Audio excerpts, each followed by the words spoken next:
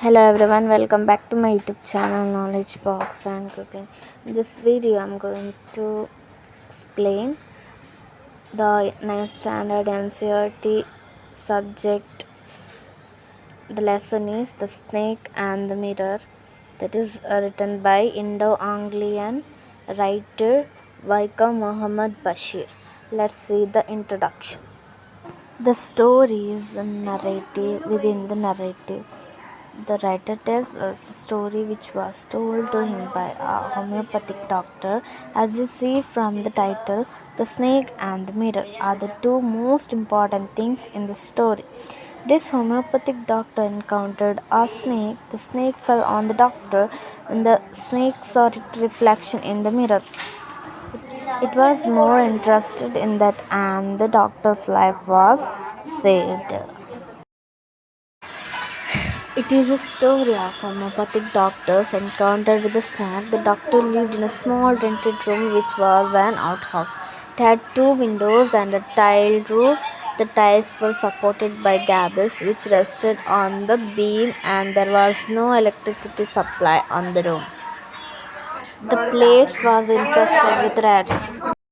On a hot summer night, the doctor took his meals at the restaurant and returned home. He lighted the condensed lamp, took off his coat and shirt, and opened the two windows. He settled on the chair and took out a medical book to read. There was a large mirror on the table on which stood a lamp. Since it was too hot to sleep and he had nothing better to do, he sat down in front of the mirror, admiring himself, planning to improve his appearance as he was an eligible bachelor. Gradually, his thoughts shifted from self admiration to planning his future marriage. He thought that he would marry a rich doctor having a good practice, and that he would choose a fat lady as his wife so that she would not be able to run and catch him. He was so engrossed in his daydreaming that he did not give much importance to the sudden silence. The rats had stopped scampering and there was a sound of something falling behind him, but he was slow to react.